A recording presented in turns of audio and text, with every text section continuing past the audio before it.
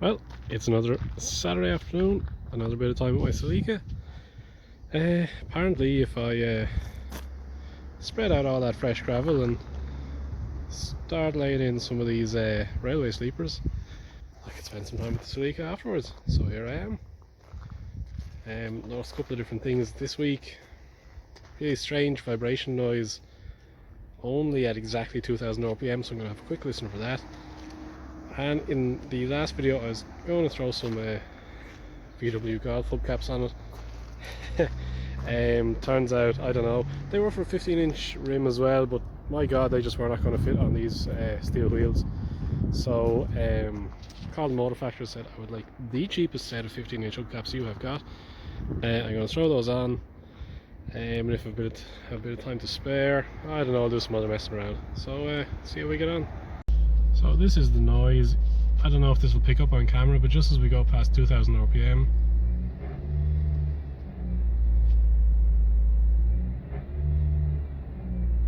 and if we sit at 2000 or a little under 2000, it will stay.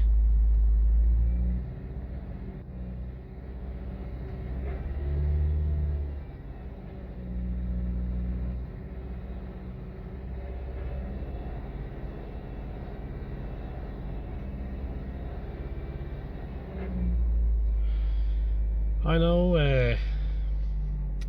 on the internet, when there's a rattle in a car, everybody always says, oh, it's the exhaust heat shield, as a first go-to guess, but in this case I actually am hoping that it is.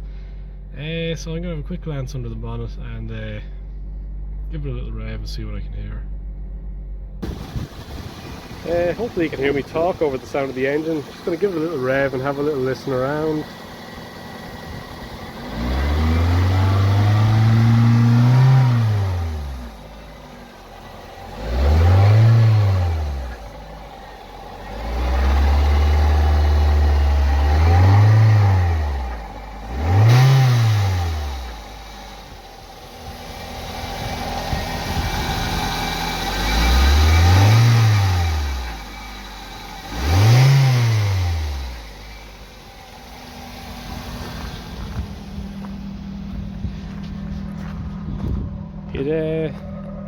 It does sound like it's between the exhaust manifold and the bulkhead. Just a quick look underneath, see if we can see anything unusual, but I'm hoping that it's nothing too serious.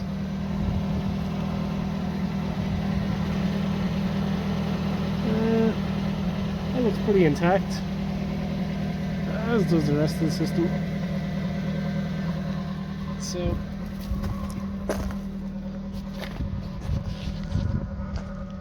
I think the right thing to do is just to pretend we can't hear that until it gets a little bit worse or it goes away. Unless anyone has any ideas, if you do, I'd love to hear back from that. You'll have to forgive me if I go at this once more. I'll try and keep it right on that vibration noise, which is right around there. I'm going to try and lean out the door. I did this once successfully without the camera on, which is sod's law, and you can kind of see the cover or the heat shield casing around the cat vibrating. I'm going to try and hold it at 1900, lean out the door and video it moving. Chances of that happening slim to none, but we'll try.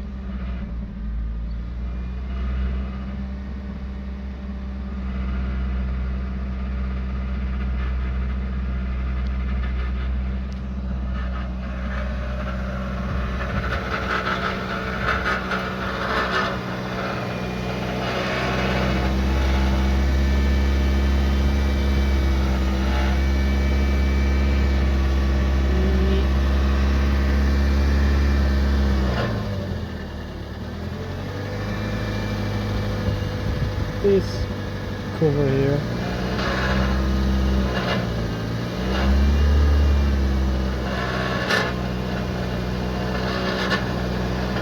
there.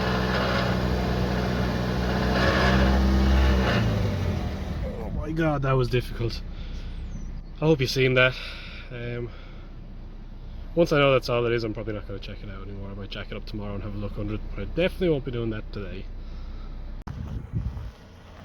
The cheapest set of 15-inch hubcaps money could buy. Do they look shit? Probably. Allegedly though, premium quality, universal and easy to clip on. Premium quality is obviously a given. I haven't taken these out of the box yet, and this one is scratched inside the box. Extremely premium, extremely tested, extremely Versaco. These are going to be extremely good, I can tell. Well lads, Rays, Enkeys, Rotas, Avas, whatever, I don't know, and all your replica shite. Here we go. How about that? Versacos. Do you know what? I think that's cleaned it right up. Is it cool? Maybe ironically. I'm not sure. But you know what? It doesn't look bad. It definitely looks better than the steel wheels. It was definitely cheap. I'm really happy with that. I think it, yeah, look, what can I say? That's great. And just while we're on the subject of these really cool wheel trims, one thing I meant to do all week that I completely forgot to do when it came down to fitting these was, first of all, check my nuts. Any car I ever buy ever, I always like to make sure that I can get the nuts off, because you often find they're absolutely welded on. Sometimes they snap off when you're removing them, different things like that, but you only find out when it's too bloody late and you're on the side of the road somewhere. After having a serious fight with these hubcaps to get them on because they're so brittle, I thought one false move and they're going to snap. So I'm just going to try and forget that I remembered that, and not worry about it too much. And if I do get a puncture, you know what, I'll just worry about it then. But it is always good, I think, to check your nuts when you get a new car. Kind of sick about that now, but look at that from a distance. If you squint, they could be alloy wheels. I know this is all getting a bit drawn out now, but so many things I want to do with this car, and so little you can do with kind of one day a week, particularly while it's still dark in the evenings. As the summer comes around, I might get to doing a bit more in the evenings, but for now I have a lot to do and not a lot of time. Obviously last week I did wash it, de-tarred it, went around it with the fallout remover, and it does look better, but when you get close to it, it's still really shit. And frankly, the worst of this car really is the bodywork, unfortunately, which is the Celica showpiece. That bit of rust, that big scratch. I really would like to get the front end cleaned up. This grille is all pushed in, you can see that with the light. This grille is all out. These grills are just not here, and some sort of electrical shenanigans there that really should be covered up. So I'm thinking of making something up to cover up these two blanks at the sides, tucking that grill in. Similarly, when you go around the body, the more I look at it, the less happy I become with stuff like this. Like, there's no fixing that for a reasonable price, and we're still on for a second-hand boot lid. But the other thing that really bugs me at the moment, aside from the front of the car and taking my life in the hands to go into the back of the car, is, well, no carpet in here doesn't bother me too much, but it's a little bit wet in there. This is all just disgustingly dirty, and this is all loose. So I'm just going to take the spare wheel out, clean it, clean up the wheel well, try and secure the toolkit, put this back down, and then stop worrying about that. I think the reason it gets wet is because of the spoiler leak through here. This side's definitely still leaking. Jesus. But just to get a start on it, maybe during the week I might take the back seats out, bring them into the house and clean them. I've still been driving it around with that filthy dirty interior. I just don't care for the time being. So yeah, if we can get going on the front bumper, get going on this, get myself closing boot, and then as the summer rolls on, maybe do a little bit more with the bodywork and stuff like that. That's the spare wheel out, and as I showed you before, great big chunks out of it. Oh, self-closing boot. Great big chunks out of the spare wheel. Definitely seen a few rodeos. Is that more? I don't know. So if you ever end up Got a load of water in your spare wheel well like this. I'm actually going to let the self-closing boot down onto my head so it doesn't come down by surprise and kill me. If you ever end up with a load of water in your boot well like this, it can be the cause of a lot of condensation in the car, cause of smells, and the cause of rust in the long term of the wheel well. Got some little rubber grommets here, here. Sometimes they're used if you get like a tow bar socket or stuff to run the wiring through here, but in this case we're just going to push the grommet out to let the water out. And there it goes. I'll pop this one out as well. Just push it, don't be afraid of it. There we go. The added bonus to that is while the grommets are out, instead of fucking around with 1,000 clots and stuff, I think I'm just going to get some soapy water, run it around in here and just let it rinse out these holes and then pop the grommets back in. This foam block here is pretty soaked, but it is to stop the wheel well vibrating, or the wheel vibrating in the well, so I think I'm going to leave it in there and just hope it dries out. Well, it's not going to dry out because the spoiler isn't fixed, but I'm just going to leave it there anyway. Let these drain out for a little while. We'll see if we can see that from under the car. So it's closing boot. There's our water coming out. There's our grommet. There's our other grommet. And there's our holes into the boot. So again, some of the tricks to getting this right. Flash. Pretty sure I used that sponge to grout a bathroom before, and making sure that your wash bucket has just the right amount of grit in it. So a little bit of flash. Yeah, measure it very, very carefully as you're putting it in, because too much could be harmful for your paint. That's about right. Lovely. Whatever you do, if your sponge falls in the cement, make sure you throw it away. And here we go.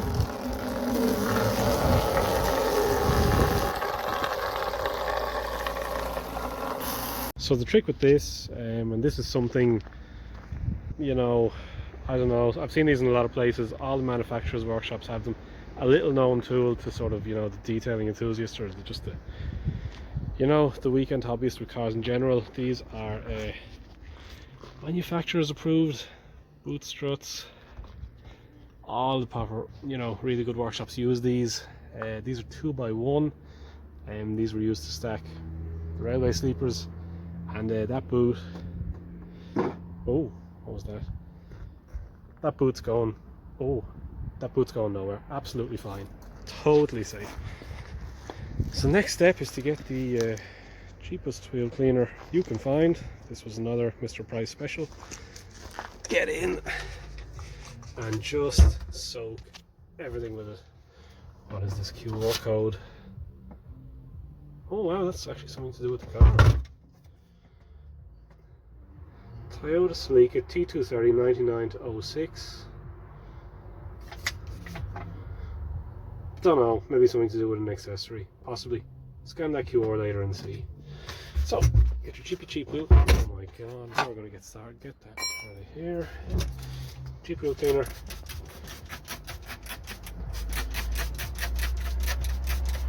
Absolutely everywhere.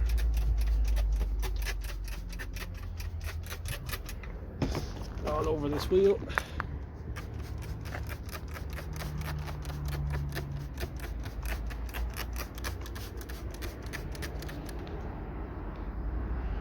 And then just get right in with your flash.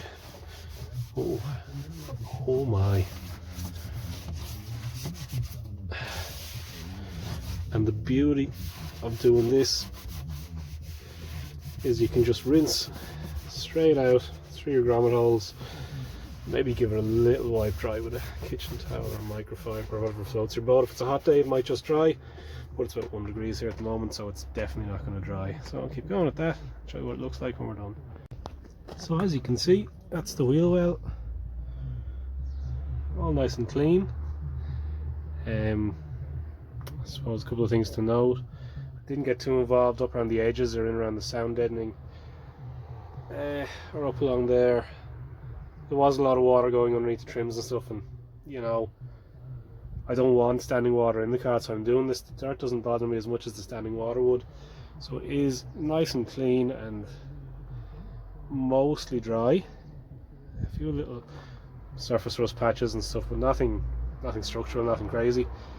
If I wanted the rest of this to dry naturally in Ireland now, I'll be waiting for another 3 months or so, because it's absolutely fucking freezing today. So I'm hoping that the WD in WD-40 will do what it's supposed to do and just give everything a light little mist of it.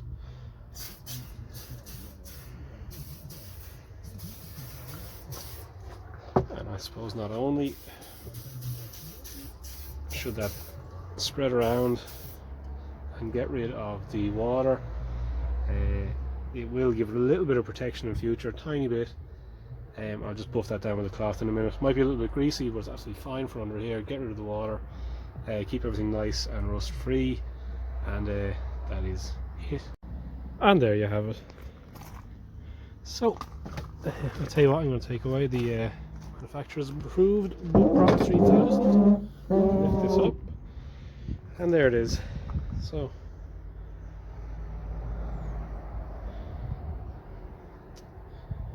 you know, it's not the prettiest thing in the world, these are my, but it is clean, it is dry, it is treated with a buff down called WD-40. I took the wheel out, I've done the same, covered in wheel cleaner, soaped it up, rinsed it off, sprayed it with WD-40 and dried. It does look like there's water in it here, but that's just a reflection. So that's it. So if you're looking to spend a couple of hours that has no visual effect on your car to everybody else, and looks like a complete waste of time, this is probably one of the best ways. But at least now when I drive around, I'll know there is no water sloshing around the wheel well, and I'll know if it does fill up again that this fantastic repair clearly hasn't worked. Another little thing, just while I have the boot open, before it comes down and kills me, is if you're looking in your Celica, there it goes. This is where the jack and wheel brace actually live, not down here. You're able to tighten the jack up and it stays in there nice and tight, and this little cover just goes back over it. Do it correctly, just like that. So that's nice and neat and tidy. I'm going to take the boot up off my head, and that is great. Something I think I'm going to keep this boot prop.